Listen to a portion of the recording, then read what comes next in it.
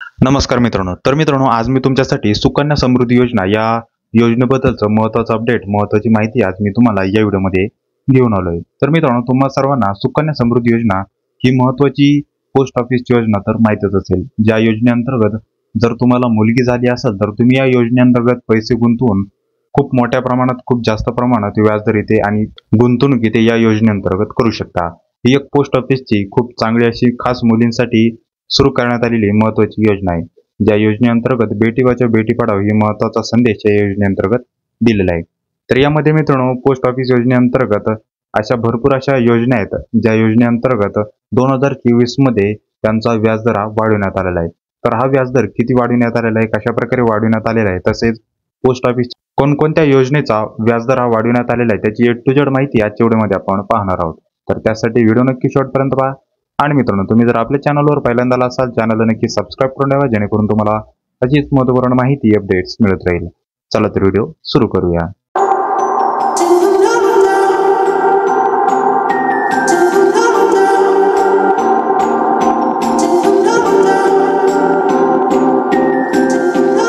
तर मित्रांनो, इथे तुम्ही पाहू शकता त्याबद्दलचं ऑफिशियल माहिती पण आली होती. तर इथे तुम्ही पाहू शकता ऑफिस मेमोरंडम.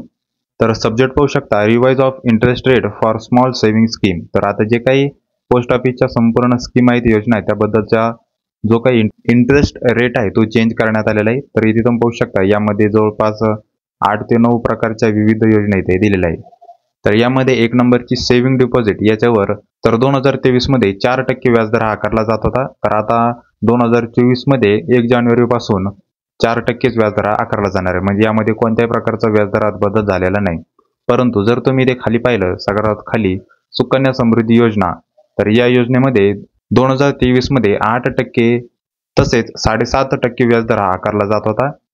तर आता यामध्ये वाढ करण्यात आलेली आहे. तर आता 2024 मध्ये 1 जानेवारी पासून 8.2% व्याजदर इथे आकारला जाणार आहे, जी की नक्कीच तुमच्यासाठी आनंदाची बातमी असू शकते. तर यामध्ये जवळपास 0.5% ते 0.6%चा व्याजदर हा वाढलेला आहे.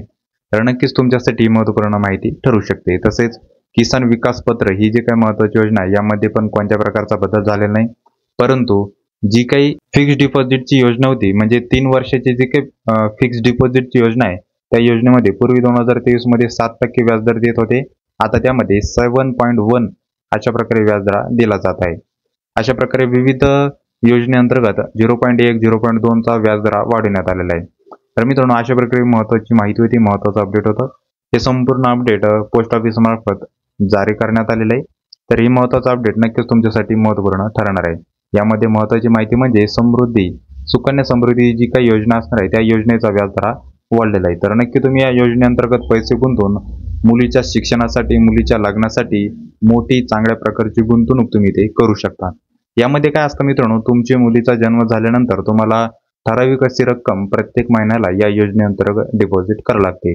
ज्यामध्ये तुम्ही 500 रुपयापासून, कमीत कमी 500 रुपयापासून अमाऊंट ही डिपॉझिट करू शकता. यामध्ये तुम्हाला मुलीचं वय 14 वर्ष होईपर्यंत तुम्हाला इथे तुमचे पैसे गुंतवायचे आहे. मुलीचे 14 वर्ष झाल्यानंतर जे काही पैसा तुम्ही गुंतवलेला असेल त्याच्यावर आता गव्हर्नमेंट मार्फत पैसे डिपॉझिट केले जातात.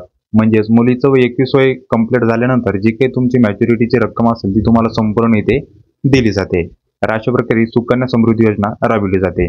तर मित्रांनो, ही संपूर्ण माहिती तुमच्यासाठी नक्कीच महत्त्वपूर्ण ठरली असेल तर नक्की आपल्या व्हिडिओला लाईक करा. ही महत्त्वपूर्ण माहिती नक्की प्रत्येकांना शेअर करा, जेणेकरून त्यांना पण या योजनेचा फायदा होईल. चला तर पुन्हा भेटूया अशाच एक नवीन व्हिडिओ सोबत.